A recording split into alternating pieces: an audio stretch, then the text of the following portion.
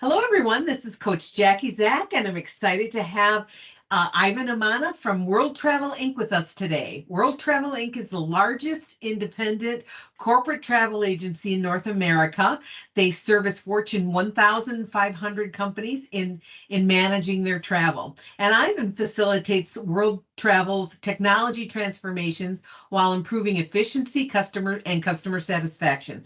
Ivan's 25 years of industry experience have made him an expert on the intersection of technology and customer service.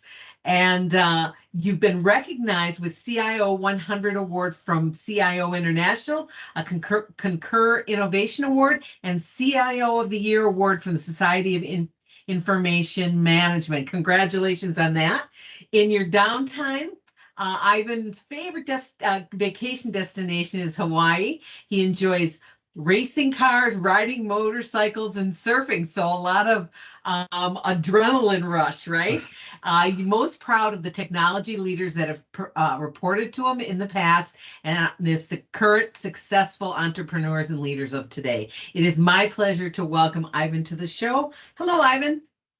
Hello, Jackie. Thanks for having me on the show. Sure, it's my pleasure. Let's just talk a little bit about your personal story. So tell me a little bit about your personal story.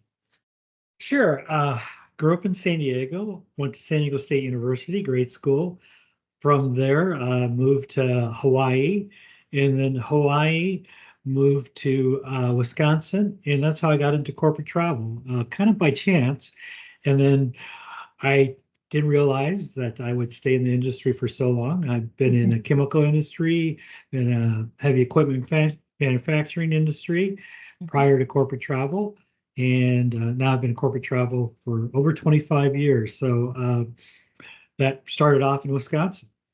Oh, wow. So, okay, I have to ask this, being from Wisconsin, you went from San Diego, Hawaii to Wisconsin and our winters. What happened there? Although we love Wisconsin. Wisconsin's a great place. Wisconsin is a great place. I agree 100%. It's not exactly the same as Hawaii. And I understand it's not the normal migration path, but a pretty simple one. It was involved a girl. Oh, of course, as always, right? So what's a funny story your family tells about you that you'd be willing to share, of course? Oh, I think realistically, it's probably that I'm determined in the fact that my background in history is my dad owned art galleries, and my dad was very involved in the arts in San Diego.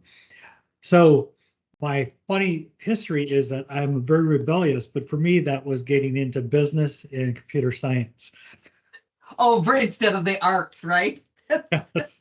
That is awesome. So, you are the CIO, but you are also an owner because your company's an ESOP. So tell us a little bit of the story about how the business came about and at what point did you have the confidence to do what you're doing now? So there's a couple different stories there.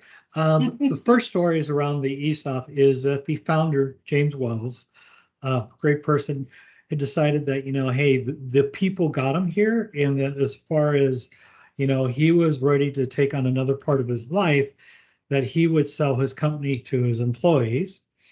And he took that on prior to me coming to World Travel Inc., which is, very motivating that you've got a piece of the company and that you have a direct impact in multiple ways.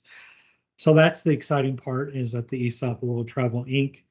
I actually was recruited by World Travel Inc. in 2020, the beginning of COVID. Very interesting. I had worked for a prior corporate travel management company, Edelman Travel, and I actually was a CIO there, and I was recruited by World Travel Inc. So I was very fortunate to fall into the ESOP. Oh, wow, that is wonderful. And having that ownership piece, how do you think that's changed not only you but the rest of the people that work there? I think, well, it's very, very unique, and I'm not sure how familiar you are with ESOPs, but ESOPs is essentially like a pension fund. And so I think the one thing is that if you go out there as far as we have a 401k pretty common practice in any company you go to have that aspect of your benefits. But very few companies offer a pension. And that's where I think it's really, the other aspect is that as the company grows and as you grow as an employee and move on, is that there's that additional benefit beyond the 401k, but as you get your piece of the company. And the other aspect is that, after a certain amount of time, you're allowed to divest that investment. Okay. So that is, I think, very unique, and I think it's one of the things that why people come, not the only reason, but one of the reasons why people come to work for World Travel Inc. Oh, fabulous. So tell me a little bit more about World Travel. So World Travel, the founders, James Wells, the CEO, Liz Mandarino, built a company that is really, quite astonishing, is that it's 100% organic growth. It's been in business 40 years, and they took it from really of, just a couple clients and getting into corporate travel to where it is today, where, I think overall in the world, we're about the 16th largest travel management company in the world. We service a lot of big logos that everyone's going to be familiar with, but all done organically. So I think that's really unique, and it's really built upon customer service and making sure that we're able to deliver on what we promise on to our customers. And that's been the mantra of World Travel Inc. And so my role is just enhancing that, like everybody else's role here at World Travel. So I think that's the unique aspect, is that we deliver enterprise solutions and deliver enterprise service with the focus being uniquely at the client level. Oh, that's wonderful. Wonderful. Hopefully, those of you who are listening to or watching this grabbed onto that, because they could definitely help you with your travel needs for sure. So tell us a story about where someone pushed you or inspired you so that you could do it, right? Because you've risen up the ranks over the course of your career, and now, you're in senior leadership. So what happened? Who inspired you, or tell us, or pushed you to get it done? So I think it's part of my background growing up is related to just thinking outside of the box. And part of it is realizing that it could not be done, and not having the concept of that, where I had enough knowledge where it was incredibly hard as to what you're trying to accomplish, where I didn't have that knowledge and I thought it could be done. And really building upon success is where I was told something couldn't be done, thought outside the box, didn't realize how hard it was potentially, but I was able to execute. And then building upon that, and then with that in my career, and my leaders understanding that, hey, we've got a problem, not just me, but as a group, let's go figure that out. And that has pushed me where my previous people that led me really, said, hey, we need to go get this done. Can you get it done? And not all the time was I completely positive that I could. But at the same time, there was enough faith in me that they gave me that opportunity to fail.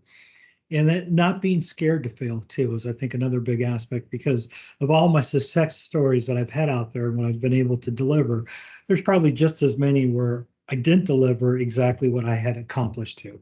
And I think the other aspect is, that I've learned over the years is I'm not as smart as I think I am, but having the ability to pivot and understanding when and how to pivot has been really important in my career. And I will tell you, that is that story. Your story resonates with a lot of business owners that will be watching this, because so often, and I love what you said about when they told me I couldn't, I did it, or I thought out of the box and was able to do it. I thought that was fabulous. So what's your biggest learning? Has been your biggest learning to deal with? I think the biggest learning really is the biggest responsibility I have as a leader is the people that report up to me, either directly or indirectly, and putting them in a position for success, and being very transparent and clear as to expectations. Whether that's good or bad, is transparency, I think, is really important, and having people aligned, and that we're into this together. There's not one person that makes a big impact that does it completely by themselves. Yeah, right. You're absolutely right about that. So what's been that's been your biggest learning. What's been your biggest challenge? I think the biggest challenge is getting that alignment across multiple teams at times. We all have perspectives and we all have ideas.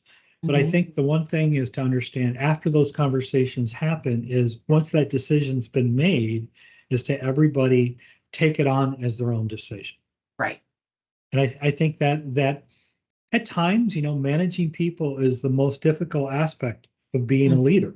You've got the business aspect that has its challenges, but the unknown is people and having them, contribute to the 100% of their potential. And I think that's, always that's the most difficult aspect of being a leader is managing the people and ensuring they're successful. Yep, absolutely. So, if you had to pick 3 people in your journey that you are most grateful for being there for your growth, who are they? It's a really good question. I would say when I was in college and finishing up my college career, for lack of a better term, is I worked for a founder of a heavy equipment distributor. And for whatever reason, he saw something in me, and we would have a cup of coffee every morning, 15 minutes about the business. And if I didn't know the answer that morning, he would tell me, he says, the next time we talk, you need to know that answer. And just having, that faith in me and spending that one-on-one time with me was really, really took me to the ability to understand the bigger picture of what a business is. And then I think the other large impact was a CEO and a leader that I had where we kind of grew within a company, Edelman Travel, where he had profound impact. Bob Chaikin is his name, and really brought me along in my career path and had a lot of faith in me.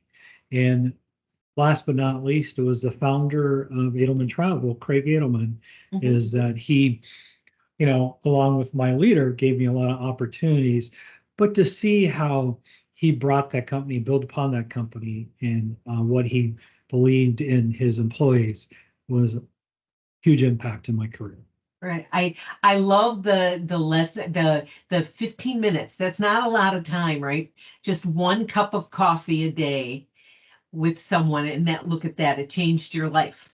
And how inspired you and got you where you're going today, along with all the other things that you contributed, right? I think that's a great story.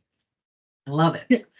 Yeah, it's a great big really lesson unique for me and for lots of other people that are listening, for sure.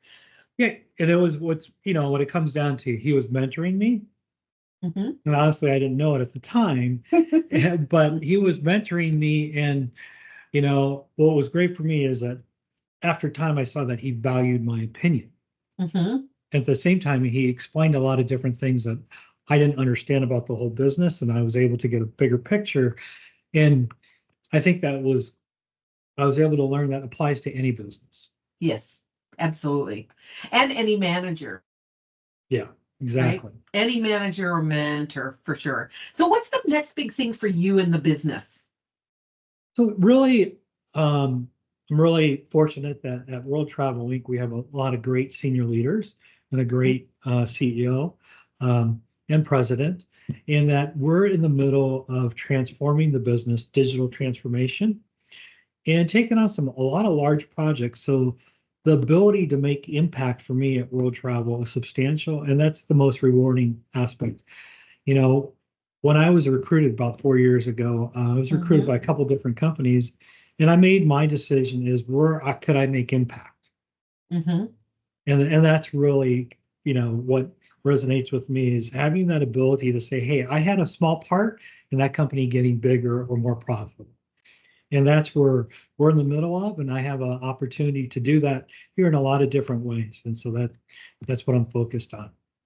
That's fabulous. So that, along with the opportunity comes some challenges with a lot of that. So what's the biggest challenge there for you?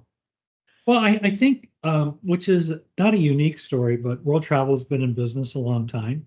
There's an aspect of technology debt, and there's an aspect of technology transforming at a fairly rapid pace, is to, build upon the core value here of service and just continue to enhance that with good tech, right? Right. And that's where that is a great opportunity, but as you go through that transformation, there can be challenges. Yes, absolutely. So what advice do you have for other leaders who are trying to, do it all by themselves?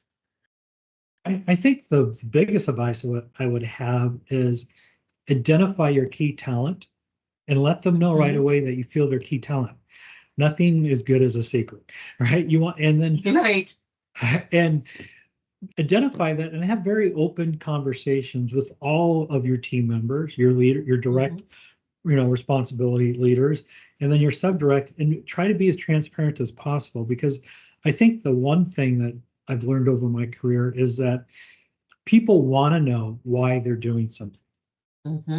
And if you can clearly communicate the benefit to them and the organization, people jump on board.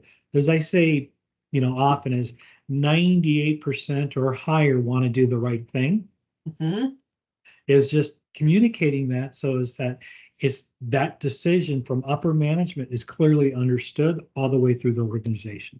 And you're absolutely right. I teach a 12-week management class, and what we really talk a lot about in that management class throughout the 12 weeks is you have to be crystal clear with your expectations, right? Yeah, just like you were talking about, you have to be clear, because if you're not clear, then the results you're going to get aren't very clear, right? Or it may not be expected the way you expect, they may not turn around the way you expected it to.